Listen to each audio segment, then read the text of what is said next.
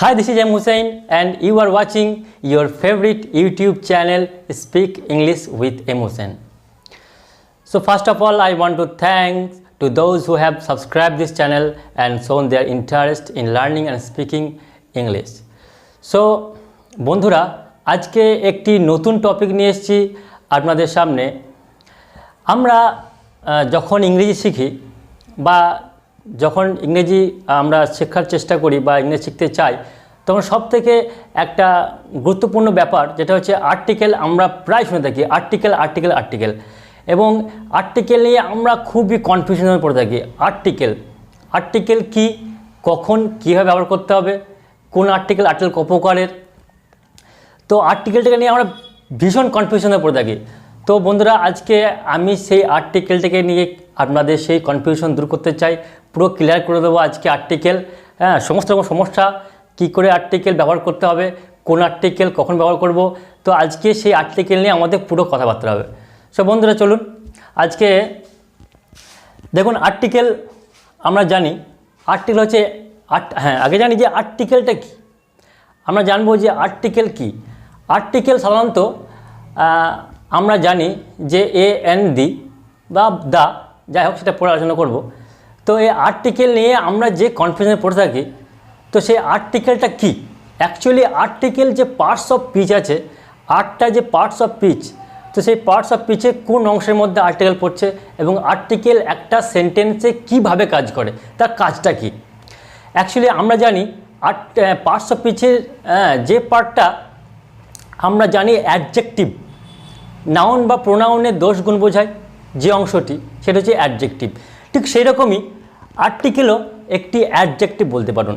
যদি আমি parts of স্পিচের ক্ষেত্রে দেখতে যাই তাহলে আর্টিকেল কিন্তু একটি অ্যাডজেক্টিভ, কারণ এটিও কোনো নাউন বা প্রোনাউন তার কোয়ান্টিটি, কোয়ালিটি ইত্যাদি নিয়ে কিন্তু একটা ইনফরমেশন দিয়ে থাকে। তো বন্ধুরা আজকে আর্টিকেল নিয়ে দেখব যে আর্টিকেল কয় প্রকার। অ্যাকচুয়ালি আর্টিকেল দুই ভাগে ভাগ করা যায়। একটি হচ্ছে ডেফিনেট আর্টিকেল আর একটি হচ্ছে ইনডেফিনেট আর্টিকেল। ডেফিনেট আর্টিকেল হলো এমন একটা আর্টিকেল যেটি কোনো ব্যক্তি, বস্তু বা অ্যাকচুয়ালি কোনো নাউনকে নির্দিষ্ট করে বুঝিয়ে দেয়। নির্দিষ্ট করে বুঝিয়ে দেয় বলতে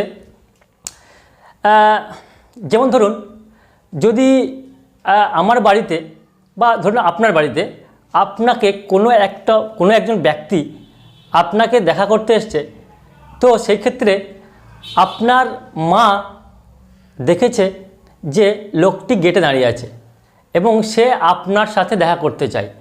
এক্ষেত্রে আপনার মা আপনাকে কি বলবে? আপনার মা এটি বলবেন যে একজন লোক তোর সঙ্গে দেখা করতে এসছে। অর্থাৎ আপনার মাও কিন্তু এই ব্যাপারে নির্দিষ্ট নয় যে ব্যক্তিটা কে। অ্যাকচুয়ালি আপনার মাও কিন্তু ওই ব্যক্তিটাকে চিনেন না, যার কারণে তিনি বলছেন যে একটি লোক। যদি ওই লোকটি আপনার মায়ের পরিচিত হতো তাহলে কিন্তু আপনার মা এই কথাটা বলতো না, তার পরিবর্তে কি বলতো যে লোকটি দেখা করতে এসছে, লোকটি। কারণ সেক্ষেত্রে লোকটি একটি নির্দিষ্ট হয়ে যাচ্ছে, তাকে নির্দিষ্ট করে দেওয়া হচ্ছে, একটি বিশেষভাবে তাকে নির্দিষ্ট করা হচ্ছে। সুতরাং যখন এরকম কোনো একটি নাউন অর্থাৎ ব্যক্তি বা বস্তু যেটি নির্দিষ্ট নয় বা অপরিচিত, সেক্ষেত্রে আমরা বলতে পারি সেক্ষেত্রে আমরা বলবো সেটাকে ইনডেফিনাইট অর্থাৎ অনির্দিষ্ট। এ কার মানে একটি গাড়ি, এই গাড়িটা যে কার হতে পারে বা যে কোনো গাড়ি হতে পারে, অর্থাৎ এটা অনির্দিষ্ট, এটা ইনডেফিনাইট আর্টিকেল, এটা অনির্দিষ্ট একটা ব্যক্তি বা কোনো জিনিসকে বোঝাচ্ছে। কিন্তু যদি গাড়িটা আমার পরিচিত হয় তাহলে আমি কী বলবো? দ্য কার, অর্থাৎ গাড়িটা আমার কোনো বন্ধু হতে পারে বা আমার হতে পারে, অর্থাৎ গাড়িটাকে আমি জানি, সেক্ষেত্রে আমি এটাকে ডেফিনাইট করে দেবো। সুতরাং যখন কোনো এরকম ডেফিনাইট ব্যাপার হয়ে যাবে সেক্ষেত্রে আমরা ব্যবহার করব এ বা এন, ডেফিনাইটের ক্ষেত্রে আমরা ব্যবহার করব দা। কিন্তু যদি ইনডেফিনাইট হয়, অনির্দিষ্ট হয়, সেক্ষেত্রে আমরা কিন্তু ব্যবহার করব এ বা এন। একটি ভুলে গেছে এখানে লিখতে, সিরিয়ালটা আমি বলছি না, যাই হোক। তো বন্ধুরা ডেফিনাইটের ক্ষেত্রে আমরা ব্যবহার করব দা। দা বলতে যেটি আমাদের নির্দিষ্ট কোনো ব্যক্তি বস্তুকে বোঝাবো, সেক্ষেত্রে আমরা দা ব্যবহার করব। দা কার মানে কার্ডটি আমার জানা, এটা বন্ধুর হতে পারে বা এটা আমার হতে পারে। কিন্তু যখন বলবো ইনডেফিনাইট আর্টিকেলের কথা, মানে একটি অনির্দিষ্ট ব্যক্তি বা কোনো কিছু বোঝাবে, সেক্ষেত্রে আমরা এ বা অ্যান ব্যবহার করব। আচ্ছা, কোথায় এ কোথায় অ্যান আমরা নেক্সট ভিডিওতে আলোচনা করব। সো বন্ধুরা, যদি এই ডেফিনাইট এবং ইনডেফিনাইট এবং আর্টিকেল এই দুটি ভাগ যদি আপনারা বুঝতে পারেন, তাহলে অবশ্যই আমাকে কমেন্ট বক্সে জানাবেন। আর যদি কোনো সমস্যা হয় তাহলে আমাকে কমেন্ট বক্সে লিখে জানাবেন। So thank you very much for giving your valuable time and for watching this video. Thank you very much.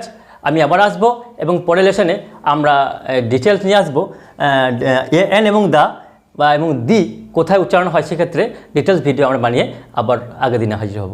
Thank you very much.